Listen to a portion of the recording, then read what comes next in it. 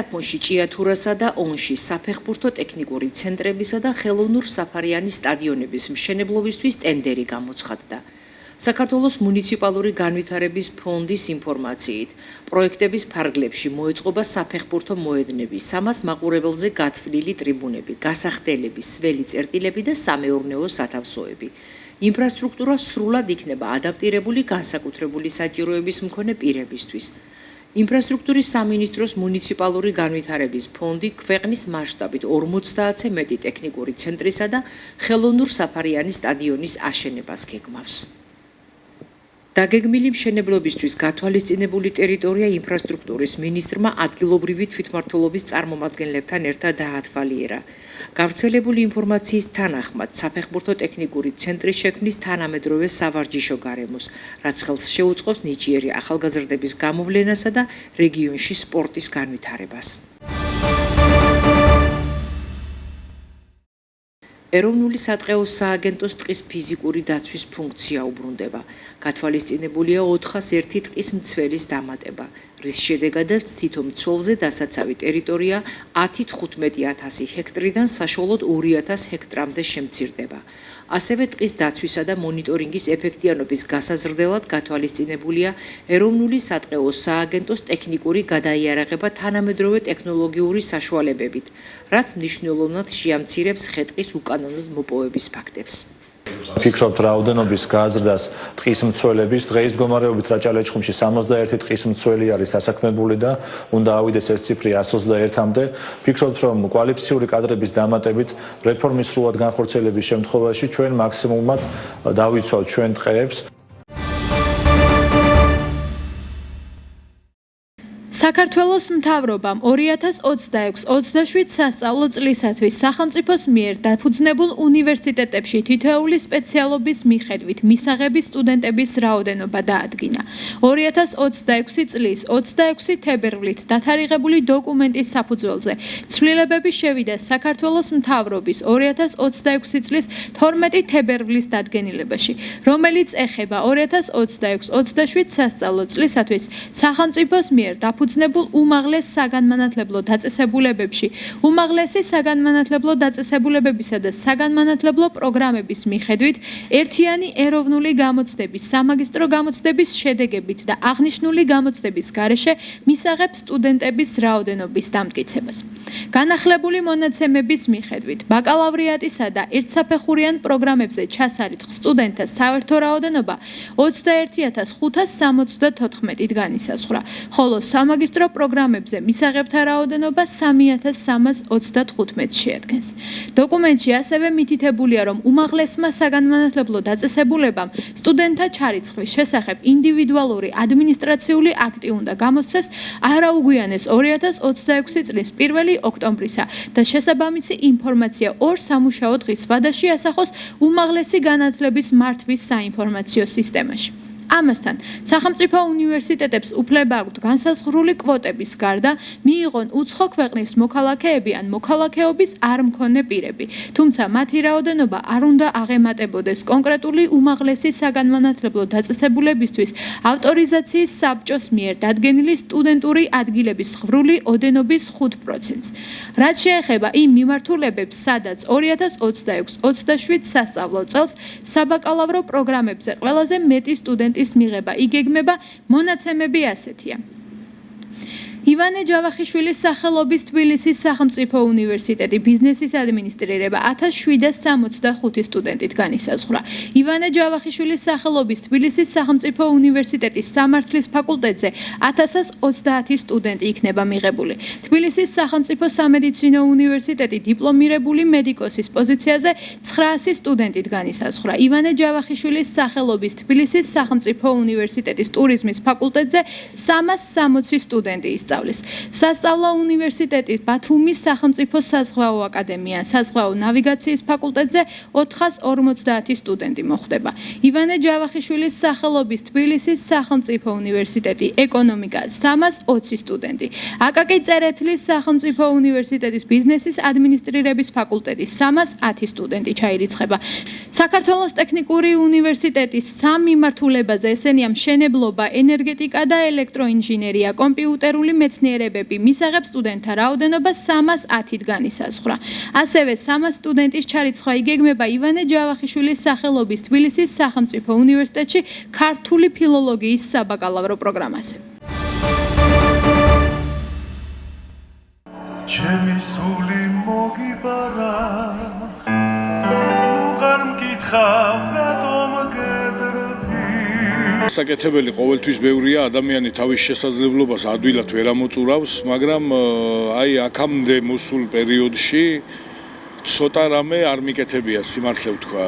სამსახურები გამოვიცვალე, ბევრი გარემოება გამოვიცვალე. სკოლიდან და სტუდენტობიდან უკვე ფაქტიურად აი სტუდენტობის პერიოდის დასრულებისთანავე ფაქტიურად უკვე სამსახურებს შევეჭიდეთ. პროფესიულად ხელოვნებისკენ წავედი დაახლოებით 2008 წელს ბატონ ომარ გველესიანთან ბერმუხაში. იქ დაიწყო ჩემი სასიმღერო კარიერა, სადაც დავყავი დაახლოებით 2 წელიწადი. 2 წელიწადის შემდეგ მოხდა ჩემი შერჩევა ანსამბლ იმერეთში, აი დღევანდელი ანსამბლის ზესტაფონი რაც არის ჩვენი ფოლკლორული ანსამბლი. 2010 წლის ბოლოს, ანუ 2011 წლის დასაწყისში, ივნისში უკვე მოხდა ჩემი გადასვლა ანსამბლ იმერეთში. და ჩემი მოღვაწეობა დაიწყო ოფიციალურად ფოლკლორულ სამყაროში აი ამ პერიოდში. და აი ფოლკლორი ცხოვრებაში ყოველთვის ახლო იყო ჩემთან, რადგან ჩემი ოჯახის წევრები მღეროდნენ, აქ ჩემ ოჯახს სასიმღერო კულტურის წარსული, ჩემი ბაბუები მღეროდნენ, დედა მღეროდა ჩემი და ანუ ასე შემდეგ სანათესაო შეკრება იყო თუ პროფესიული კუთხე იყო. ყოველთვის იყო ხოლმე ამის პრეცედენტი, რომ ანუ ჩემი პატარაობიდან ვსწავლობდი მე ამ სიმღერის და ხელოვნების მიმართ სიყვარულს და მასწავლიდა ოჯახი, ასე რომ ვთქვა, დედა მასწავლიდა განსაკუთრებით. დედა მყავდა მცხეთიდან, გარდაცვლილია ცხონებული და მცხეთის რაიონის სოფელია ბიწმენდი, სადაც არის დედის მხარე, ანუ იქეთა მხარეც მღეროდა და ჩემი მამის მხარეც მღეროდა და როცა შევიკრიბებოდით ხოლმე ერთმანეთთან, ერთი ანსამბლის ტოლფასი შეკრება იმართებოდა ხოლმე ასე ოჯახურად, რო ვთქვათ. არის სიმღერები, სადაც პირველიც მიმღერია და ნუ ასე რო ვთქვათ, ამიწევია ეს ხმა. პირველი ხმა მიმღერია, მაგრამ ხშირად მიწევს მეორე ხმა, რომ მიმღერო და ნუ ბევრი სიმღერა უმრავლესობაში მაინც სოლო მეორე ხმით იწყება. და მელოდია მიყავს მეორე ხმას. დღემდე გახლავართ ჩვენი ანსამბლის მეორე ხმა, რომელიც საქმესაც ვაკეთებ დიდი სიამოვნებით და სიყვარულით, რა თქმა უნდა.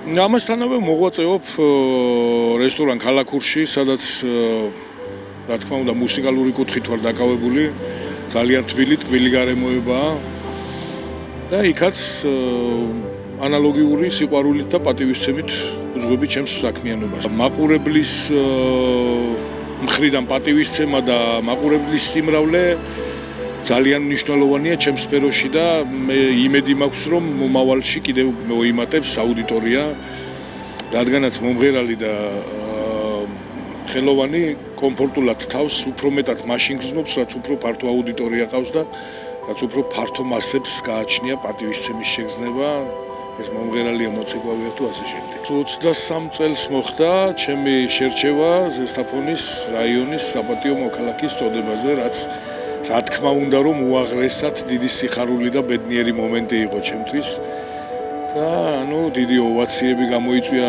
მე გეტყვით რომ რაღაცეებზე იმოქმედა ამ წოდებამ და ტიტულმა სამომავლოდ ხალხთან ურთიერთობაში და ნუ ფართო მასებში გავრცელდა, ასე რომ ვთქვათ და რა ვიცი, დიდება უფალს მომავალში კიდევ მეტ წარმატებებს მივაღწევ ჩემი გათვლებით და უფლის წყალობით, რა თქმა უნდა, უფრო მეტ ადამიანს გავახარებ და უფრო მეტ ადამიანს მოუგრი სახეზე ღიმილს, რაც ჩემი საზოგადოებრივი მოვალეობაა პირველ რიგში, ასე გეტყვი. ოჯახებული ვარ, მყავს 18 წლის გოგონა სოფო, სტუდენტია. 2025-ში დაამთავრა სკოლა, 2025-შივე გახდა სტუდენტი. რაც ძალიან სასიხარულოა და ჩემთვის კიდევ უფრო მეტად სასიხარულო ისაა, რომ ძალიან კარგად მღერის, მაგრამ პროფესიულად ახლა სიმღერისკენ ვერ მიდის, რადგანაც კარგი მოსწავლეა, კარგად სწავლობს და ჯერჯერობით სწავლის გარდა დრო არ რჩება არაფრისთვის ფაქტიურად. ძალიან ნიჭიერია და მახარებს ძალიან ეს ფაქტი. მყავს მამა, მყავს მეუღლე, დედა გარდაცვლილი მყავს. ეს არის ჩემი ოჯახური მდგომარეობა დღესდღეობით. რა თქმა უნდა, ხელოვნების კუთხეს მე ამას იმიტომ არ ვამბობ, რომ მე თვითონ ხელოვანი ვარ, იმიტომ აი არ ვეტყოდი საზოგადოებას. მე საერთოდ აი ესე მოუწოდებდი, რომ ცოტა მეტი დრო უნდა დაუთმოს ეს ქალაქია, რაიონია, დიდი ქალაქია, სოფელია თუ რაცა. სულიერებას უნდა მივცეთ საშუალება, რომ აი ცოტათი დაგვაწყნაროს და დაგვამშვიდოს. უნდა ვიაროთ სპექტაკლებზე, უნდა ვიაროთ კონცერტებზე, უნდა ვცეთ ხელოვან ადამიანებს პატივი, რადგანაც იმათთვის უფრო ადვილი იქნება, ანუ ჩემი სფეროსთვის უფრო ადვილი იქნება საზოგადოებასთან ურთიერთობა, რომ უფრო მეტად გადმოვცეთ ის სიყვარული, რაც გულში გვაქვს და რაც გვინდა, რომ ხალხს ვაჩვენოთ და გადავცეთ, ჩემო ბატონო და აუცილებლად დიდი ჩართულობა უნდა იყოს მომავალი თაობის. აუცილებლად უნდა მომრავლდეს სკოლები, საგანმანათლებლო დაწესებულებები, ხელოვნებას რაც ეხება, ნუ ზოგადად რა თქმა უნდა, რომ უნდა გამრავლდეს ყველანაირი კუთხით, მაგრამ ხელოვნებას უნდა დაეთმოს ცოტათი მეტი დრო, რომ საზოგადოებაში სულიერება ამაღლდეს და რა თქმა უნდა, მორალი კიდევ უფრო მეტად განვითარდეს. ამას ვეტყოდი საზოგადოებას. რომ ცოტა მეტი პატივისცემა გამოიჩინოს ხელოვნების წრის მიმართ.